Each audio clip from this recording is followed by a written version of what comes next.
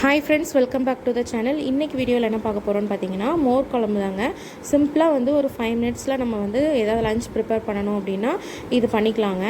அதுக்கு வந்து நான் தேங்காய் எண்ணெய் தான் யூஸ் பண்ணியிருக்கேன். தேங்காய் எண்ணெய் வந்து ரொம்ப வாசனையாகவும் இருக்கும், நல்லாவும் இருக்குங்க.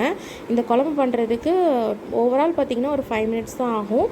அரிசி மட்டும் ஒரு ஸ்பூன் அளவுக்கு முன்னாடியே வந்து ஊற வச்சுக்கணுங்க. ஒரு 2 டேபிள் ஸ்பூன் அளவுக்கு எண்ணெய் சேர்த்துருக்கேன். கொஞ்சமாக கடுகு, அதுக்கப்புறம் ஒரு காஞ்ச மிளகாய் சும்மா வந்து நம்ம தாளிக்கிறதுக்காக தான் போடுறோம். ஸோ ஒரே ஒரு மிளகாய் மட்டும் நான் 3ஆக வந்து கட் பண்ணி போட்டிருக்கேன். அப்புறம் ஒரு 4 சின்ன வெங்காயத்தை கட் பண்ணி போட்டிருக்கேங்க. அது வந்து லைட்டாக வதங்கணும். வதங்கினதுக்கப்புறமா நம்ம வந்து மற்ற பொருளெல்லாம் சேர்த்துடலாம். இந்த வெங்காயம் வந்து லைட்டாக வதங்கினா போதும்.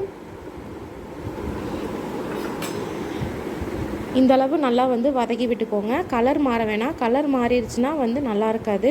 ஸோ வந்து அரிசி வந்து ஜாரில் சேர்த்துக்கணும். நம்ம ஊற வச்சுருந்த அரிசி வந்து ஒரு டேபிள் ஸ்பூன் அளவுக்கு ஊற வச்சா போதும். அதை ஜாரில் சேர்த்துட்டு அதுக்கப்புறம் பச்சை மிளகாய், அப்புறம் ஜீரகம் இதை மட்டும் அரைச்சிட்டு நல்லா தண்ணி ஊற்றி இந்த மாதிரி கரைச்சி எடுத்துக்கணும். வடிகட்டி எடுத்துக்கணுங்க.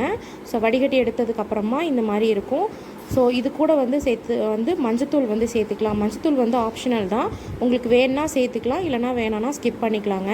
தயிர் வந்து இந்த மாதிரி சும்மா வந்து விஸ்க் வச்சு பீட் பண்ணிவிட்டு இந்த மாதிரி கொதி வந்ததுக்கப்புறமா நம்ம எடுத்து வச்சுருந்த தயிரை வந்து இதில் சேர்த்துடணும். சேர்த்துட்டு நம்ம வந்து கைவிடாமல் கிளறிக்கிட்டே இருக்கணும். இல்லைனா ஒரு மாதிரி வந்து தயிரெல்லாம் தெரிஞ்சு வந்துடும். ஸோ தேவையான அளவு தண்ணி ஊற்றி நம்ம டைல்யூட் பண்ணிவிட்டு இந்த மாதிரி மிக்ஸ்அப் பண்ணிக்கணும். அதுக்கப்புறமா நமக்கு தேவையான அளவு உப்பு சேர்த்துக்கணுங்க. உப்பு சேர்த்ததுக்கப்புறமா வந்து ஆஃப் பண்ணிடணும். இது வந்து கரண்டி வந்து நம்ம விடாமல் கிளறிக்கிட்டே இருக்கணும். இல்லைனா ஒரு மாதிரி தண்ணி தனியாகவும் பால் தனியாகவும் தெரிஞ்சு வந்துடும். ஸோ அதனால் நம்ம இந்த மாதிரி கிளறி விட்டுட்டே இருந்தோம் அப்படின்னா நமக்கு வந்து மோர் குழம்பு ரெடி ஆகிடுங்க. தேவையான அளவு உப்பு சேர்த்துக்கலாம். கொத்தமல்லி தழை இந்த மாதிரி உங்களுக்கு வேணுன்ற அளவுக்கு நீங்கள் சேர்த்துக்கலாங்க. ஸோ உப்பு செக் பண்ணி பார்த்துட்டு உங்களுக்கு வேணுங்கிற அளவுக்கு சேர்த்துக்கோங்க. அவ்வளோதாங்க, சூப்பராக முடிஞ்சிருச்சு. இந்த டைமில் அடுப்பு ஆஃப் பண்ணிவிட்டு மூடி வச்சிடலாம். அவ்வளோதான், சூப்பராக வந்து மோர் குழம்பு ரெடி ஆயிடுச்சுங்க. இது வந்து நார்மலாக லஞ்சுக்கு அப்புறமா நீங்கள் லாஸ்ட்டு கொஞ்சம் ரைஸ் வாங்கியும் சாப்பிட்டுக்கலாம்.